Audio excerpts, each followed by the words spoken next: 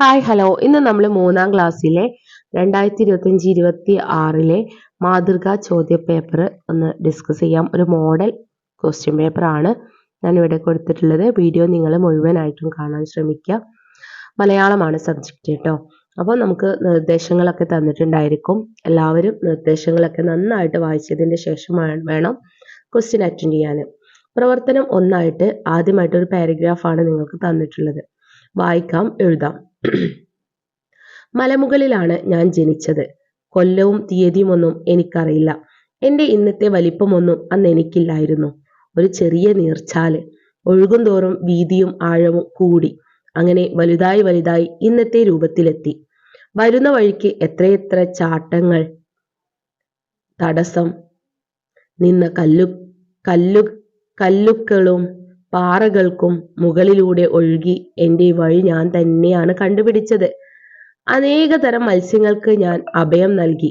കടന്നു പോകുന്ന നാടുകളിലെല്ലാം കുടിക്കാനും കുളിക്കാനും കൃഷി ചെയ്യാൻ ഞാൻ സഹായിച്ചു. മഴക്കാലത്ത് ഞാൻ നിറഞ്ഞ് കൊതിച്ചൊഴുകി. വേനലിൽ ഞാൻ മെലിഞ്ഞു തളർന്നൊഴുകി. എൻ്റെ യാത്ര കടലിലേക്കാണ്. ഈ ഒരു പാരഗ്രാഫിൽ നിന്നായിരിക്കും നിങ്ങൾക്ക് ക്വസ്റ്റ്യൻസ് വരിക. ഇങ്ങനെയുള്ള ഏതെങ്കിലും ഒരു പാരഗ്രാഫ് ആയിരിക്കും നിങ്ങൾക്ക് തരിക. ഇതന്നെ തരണമെന്നില്ല. ഇവിടെ എവിടെയാണ് പുഴ ജനിച്ചത്?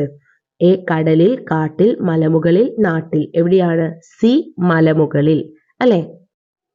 സെക്കൻഡ് ക്വസ്റ്റ്യൻ, വെള്ളം എന്ന അർത്ഥം പ്രയോഗിച്ചുള്ള പദം ഏത്? നീര്, അഭയം, ആഴം, മത്സ്യം. ഏതാണ്? നീരാണ്. ജനിച്ചപ്പോൾ പുഴ എങ്ങനെയായിരുന്നു? വലിയ വെള്ളച്ചാട്ടം പോലെ, ചെറിയ നീർച്ചാല് പോലെ, വലിയൊരു പാറ പോലെ, ചെറിയ കല്ല് പോലെ. ഏതാണ്? ബി ചെറിയ നീർച്ചാല് പോലെ. അടുത്ത ചോദ്യം, വേനലിൽ ഞാൻ മെലിഞ്ഞു തളർന്ന് ഒഴുകി എന്ന് പറയുന്നതിലൂടെ എന്തായിരിക്കാം പുഴ ഉദ്ദേശിക്കുന്നത്? എ ഏറെ നേരം ഒഴുകിയതിനാൽ പുഴ മെലിഞ്ഞു. വേനൽക്കാലത്ത് വെള്ളം വറ്റിയതിനാൽ പുഴയുടെ ഒഴുക്ക് കുറഞ്ഞു. കല്ലുകൾക്കും പാറകൾക്കും മുകളിലൂടെ ഒഴുകിയതിനാൽ പുഴ മെലിഞ്ഞു. വീതിയും ആഴവും കൂടിയതിനാൽ പുഴ മെലിഞ്ഞു. ഏതാണ്? ബി ആണ് കറക്റ്റ് ആൻസർ. വേനൽക്കാലത്ത് വെള്ളം വറ്റിയതിനാൽ പുഴയുടെ ഒഴുക്ക് കുറഞ്ഞു. ഇനി അടുത്തത്, പുഴക്ക് ഒഴുകാൻ തടസ്സം നിന്നത് ആര്? പാറ, മത്സ്യം, മരം, മല. ഏതാണ്? എ പാറയാണ് ആൻസർ. ഇനി പ്രവർത്തനം 2, വരികൾ കൂട്ടിച്ചേർക്കാം.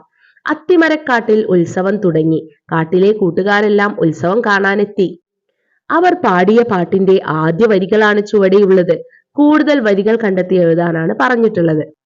ഇവിടെ വരികൾ തന്നിട്ടുണ്ട്. അത്തിമരക്കാടുകളിൽ ഉത്സവമാണ്, ഉത്സവം കൂടുവാൻ കൂട്ടുകാർ വന്നേ, പീലി വിരിച്ചാടിയ മയിലുകൾ വന്നേ. അല്ലെ, പിന്നെ ഏതെല്ലാം വരികൾ നിങ്ങൾക്ക് കൂട്ടിച്ചേർക്കാം? ഇങ്ങനെയുള്ള വരികൾ കൂട്ടിച്ചേർക്കാം എന്ന് പറയുന്ന ഭാഗങ്ങളൊക്കെ നിങ്ങൾ പഠിച്ചു വെച്ച് പോവാട്ടോ.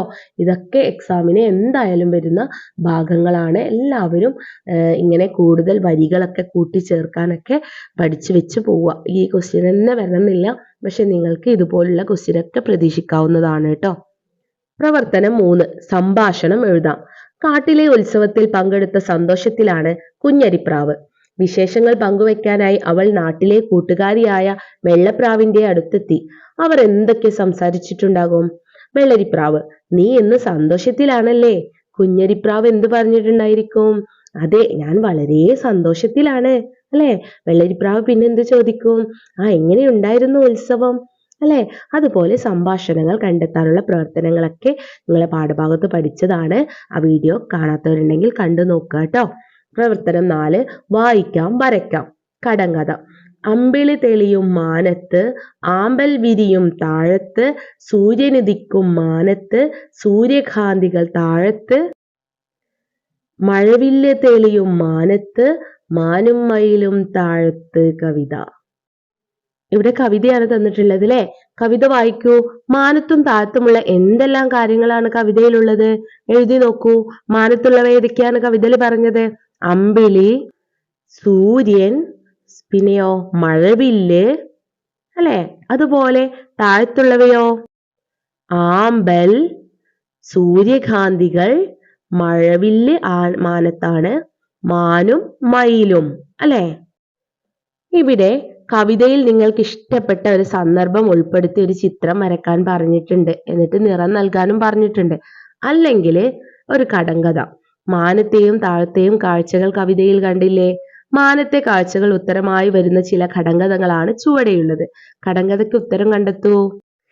കിഴക്കു കാണാം കാലത്ത്, തലയ്ക്കുമീതെ ഉച്ചയ്ക്ക്, കടലിൽ താഴും വൈകീട്ട്, ശരിക്കു പറയൂ ഞാനാര്? ആരാണ്? സൂര്യനാണല്ലേ. അതുപോലെ കരയില്ലാ കടലിലെ കൊച്ചുതോണി, തുഴയില്ലാതോടുന്ന കൊച്ചുതോണി. ആരാണ്? അമ്പിളി അമ്മാവനാണ്. ഇനി മാനത്തെ മറ്റൊരു കൂട്ടുകാരനായ നക്ഷത്രം ഉത്തരമായിട്ട് വരുന്ന ഒരു കടങ്കഥ തയ്യാറാക്കാനാ പറഞ്ഞിട്ടുള്ളത്. എന്തൊക്കെ നമുക്ക് തയ്യാറാക്കാം നക്ഷത്രം ഉത്തരമായിട്ട് വരുന്നത്? അത് കൂട്ടുകാരൊന്ന് കണ്ടെത്തി എഴുതുക കേട്ടോ. അടുത്തത് പ്രവർത്തനം 5 അനുഭവ വിവരണമാണ്. ഈ വർഷം സ്കൂളിലേക്കുള്ള കൂട്ടുകാരുടെ വരവ് ഗംഭീരമായിരുന്നില്ലേ? എന്തെല്ലാം പരിപാടികളായിരുന്നു പ്രവേശനോത്സവവുമായി ബന്ധപ്പെട്ട് സ്കൂളിൽ ഒരുക്കിയിരുന്നത്? അവധിക്ക് ശേഷം കൂട്ടുകാരെ കണ്ടുമുട്ടിയപ്പോൾ എന്തൊക്കെ വിശേഷങ്ങളാണ് നിങ്ങൾ പങ്കുവച്ചത്? സ്കൂളിൽ കണ്ട ഏറ്റവും ഇഷ്ടപ്പെട്ട അലങ്കാരം, സംഭവം എന്തായിരുന്നു? ആ കാര്യങ്ങളെല്ലാം ഉൾപ്പെടുത്തിക്കൊണ്ട് ഒരു വർഷത്തെ ആദ്യ സ്കൂൾ ദിനാനുഭവം വിവരണമായിട്ട് എഴുതാനാണ് പറഞ്ഞിട്ടുള്ളത്. അല്ലെങ്കിൽ ഒരു ഡയറി എഴുതാൻ പറഞ്ഞിട്ടുണ്ട്. ഈ വർഷത്തെ പ്രവേശനോത്സവ വിശേഷങ്ങൾ ഡയറി കുറിപ്പായിട്ട് എഴുതാനാണ് നിങ്ങളോട് പറഞ്ഞിട്ടുള്ളത്. അപ്പൊ കൂട്ടുകാർ എക്സാമിന് പോകുമ്പോൾ എല്ലാവരും ഡയറി പഠിച്ചു പോവുക, യാത്രാ വിവരണം എങ്ങനെയാണ് എഴുതേണ്ടതെന്ന് നോക്കി പോവുക. ഇതൊക്കെ ഇമ്പോർട്ടൻ്റ് ആയിട്ടുള്ള ഭാഗങ്ങളാണ് കേട്ടോ മക്കളെ. എല്ലാവർക്കും എല്ലാ ക്വസ്റ്റ്യനും അറ്റൻഡ് ചെയ്യാൻ സാധിക്കട്ടെ. ഇനിയും അടുത്ത വീഡിയോ ആയിട്ട് നമുക്ക് കാണാം. ഒരു വീഡിയോ ലൈക്കും ഷെയറും കമൻറ്റും സബ്സ്ക്രൈബും ചെയ്യാൻ മറക്കരുത് കേട്ടോ. എല്ലാവർക്കും ഓൾ ദി ബെസ്റ്റ്.